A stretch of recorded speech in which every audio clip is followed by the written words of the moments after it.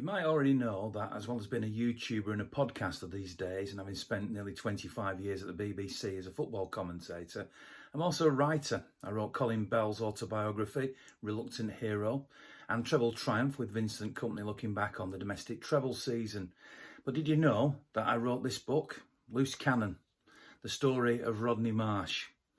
He wanted me to write the whole book, but the time constraints meant that I couldn't do the whole thing, so I actually wrote the city part of the book. So I know Rodney quite well. He broadcast in America on Sirius. He played for the Blues during the 1970s. He was a flamboyant player. He liked to step over, and he also was a player that some City fans accused of costing the Blues the title when he signed. But either way, he's a player, an ex-player anyway, that certainly causes a lot of opinion.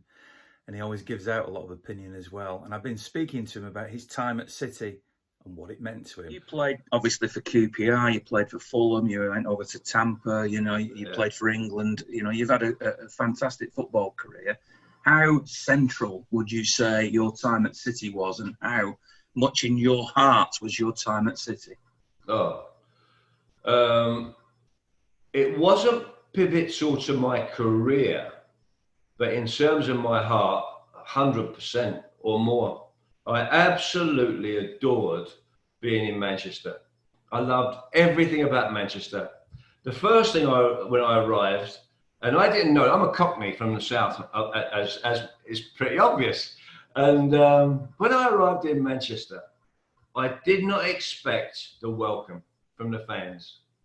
When I first ran out, because I had a bit of a strain injury when I first got out, I sat out the first 4 or 5 games. Little known fact, by the way, when people slag me off about costing the championship, I missed the first 4 or 5 games with an injury. My first game I came out was against Chelsea, and the entire crowd were singing, "Oh, Rodney, Rodney," and that just warmed my heart.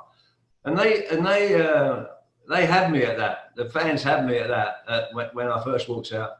And I had 4 sensational years at Manchester. I absolutely adored being in Manchester. I loved the people. I loved the fans. I loved our football. I absolutely loved playing football with Colin Bell, who for me is still better than Kevin De Bruyne, in my opinion. Now, I don't know if the stats kind of bear that out. In terms of goals and assists, I think I'm probably on the right side of history on this one, where I say Colin Bell statistically is a better player, has been a better player than De Bruyne. I don't know that, Ian. Maybe you'll check Certainly it out. Certainly goals scored. He's still well ahead, isn't he? I don't know, but thank you. And then in the starting lineup, when it was Summerby and Franny Lee and the one player that I always loved, and I played with Willie Donachie, my best friend, for 4 seasons, whatever it was. But the one player that I want to mention, that I've never been able to mention it because I've never been asked this question by you before, and that is, how in the world Alan Oakes didn't get 50 England caps and gets no credit at all? You listen to people talking about the history of Man City Football Club, and thank you for asking the question. Alan Oakes was an absolute great footballer. He was Mike Doyle, fantastic defender. Alan Oakes was a great footballer. Could pass the ball, could shoot, could tackle, could head. Alan Oakes was a sensational player. So all those things wrapped up in one, it was a delight for me to play in Manchester, absolutely. And you brought a flamboyance, which few players, and I've been watching City for a long time, few players have ever done. Thank you. And I wonder where that comes from. Was that just you kicking a ball about as a kid and having a smile on your face, or did you try and copy or emulate somebody you saw when you were growing up? Fantastic question, Ian, that is, because it started copying somebody.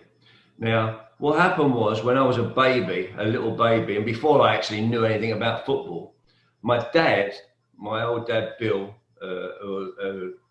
rest in peace, God rest in peace. He loved great players. Over the years, he loved players like Len Shackleton was a name. Wilf Mannion. Did Wilf Mannion play for Man City? Middlesbrough player. Wilf Mannion. No. And all these genius players that could control the ball, and then Hungary came to England and they had a player called Puskás. And he used to say to me, I was only about 8 or 9 years old, I was probably less. And he say to me, son, you juggle the ball like that. Can you juggle the ball like that on your left foot? And I said, well, Dad, I'm right-footed. He said, no, you have to juggle both feet.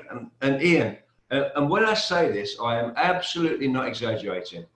Every day for 2 or 3 years, I was out juggling the ball, trying to juggle the ball like Puskás. And it got me a confidence where I could dribble, I could shoot, I was arrogant. I was an arrogant player. And I just loved it. And when the fans warmed to that, it made me better. And when I would do a trick and the fans like the kipaks and the fans loved what I did, it would make me want to do more.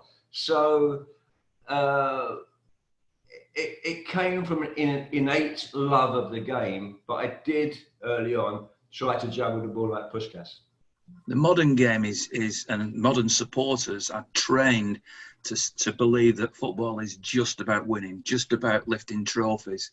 But of course, there's only one Premier League winner each year. There's only one Champions League winner. I know as a long-standing fan that football is a lot more than that. And actually players like you, modern players or relatively modern players like Ronaldinho, who I loved watching when he was at Barcelona. You could argue King Clancy for a while at City, for example. Peter Barnes when he was flowing down the wing. It's that type of player that thrills you, that makes you go, wow. And you were one of those types of players that makes me, or made me, and still makes me fall in love with the game. Have we lost that in the modern obsession with winning and everything being overcoached almost? To a degree, Ian. I did lots of things at different places, but we'll stick with Man City. I remember a game, and this goes right to your point, by the way. I remember a game, and it's on Granada TV somewhere, and so you can probably catch it on YouTube somewhere. We were thrashing Birmingham in the league. I think it was a league game. We were thrashing Birmingham at Main Road, and I was having it off. I was having one of those days where I couldn't do anything wrong. And I had other days where I couldn't do anything right, but on this particular day, and we were playing away, and we were winning 4-0. I think even Willie Donachie scored a goal from 35 yards. It was a great day. And I picked up the ball, and I was about 40 yards from goal, and just my head told me, go on, son, take it. And I just sort of ambled through the middle of the field with the ball. I was dummying, and I come up against the last defender, and I was only about 18 yards out. And I beat the last defender. I stumbled. I looked up, and the goalkeeper was on top of me. And I tried to chip the goalkeeper. I was only about 12 yards out. And I tried, it's somewhere on YouTube. And I tried to chip the goalkeeper, and I chipped him, and the ball bounced on the top of the goal and went over for a goal kick, right? And Colin Bell was completely unmarked in the middle. And he looked at me, and the look on his face, I'll never ever forget it. He was, what are you doing, Marshy? What are you doing? And the next day, Ian, there must have been like so many people were saying, did you see what Marshy did yesterday? What a tosser he was for trying that. No, it was great. And that's what football is about. It's about the next day when we go into work and we chat with our friends on the phone and we say, God, what about Kevin De Bruyne? What about that pass? What about that thing?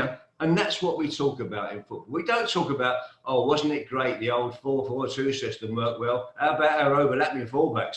And what about our defenders? They can head the ball. No, it's the great De Bruyne thing. It's the great, did you see Raheem Sterling? He went past two, and that's what football's about. It's not about 4-4-2s and overlapping fullbacks. You think you could have played in the modern game? Oh, they've been sensational. I said to my wife Jean last night, and a hand on my heart, I said to the coverage over here in America, we get the coverage on CBS. They got the feed over here in America, and it came up, and because there's no crowds and all the thing and all that, there's no fanfare about the games. You just go straight into the game pretty much. And I looked at the pitch here, and I said to my wife, if I would have played on that pitch, I'd be making £500,000 a week. Well, like a billiard table. It's like a billiard table. Absolutely. I wish you were playing these days, but I can't help thinking that there would be that much pressure on you to get back into position and all the rest of it. That maybe your flamboyance would not be allowed. I think you're right. I think in certain teams I would be useless. In other teams that do allow flair, and they do allow. I mean, if you look around the world. And you look at, let's say, and I keep on bringing up Bayern Munich, but you could say the same of Barcelona and other teams.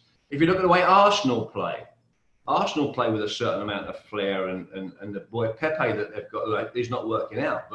But if I was allowed to play and be a free player, I would love to play today. Absolutely love to play today.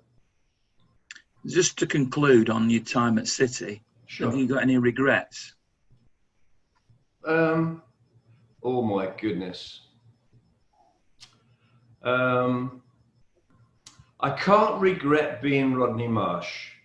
I can't regret that because all my mistakes, all my warts and everything I've done wrong make me the person I am. I can't be a politician. I can't be the person that says what's, just for the sake of saying it and protecting a position that I may or may not have. Going back to that Man City argument I had with Peter Swales and Ian McFarlane and Tony Book, I wouldn't have done it differently because I spoke from my heart, Ian. I said it how it was, and that's how I saw it. And it cost me my captaincy of the club, of course. And I was put on the transfer list immediately after that massive bust-up we had. But no.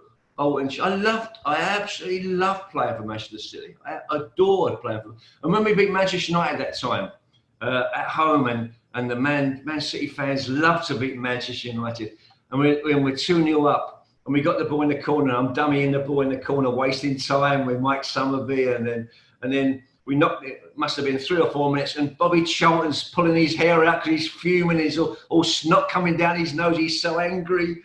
And then we played the ball back to Tony Book. He knocks it inside to Belly, and Belly makes it 3-0. You can't replicate the joy of those days. You can't. I wish every Man City fan could have been Rodney Marsh on that day, because the veins in your neck, all the adrenaline comes, and you get the feeling you're strong, and you've just done great things in terms of the team, winning the game and 3-0. You can't replicate those things in life, Ian, and I wish that fans could experience that. Well, thank you for your time at City. I loved it, and thanks for chatting to me. All right, buddy.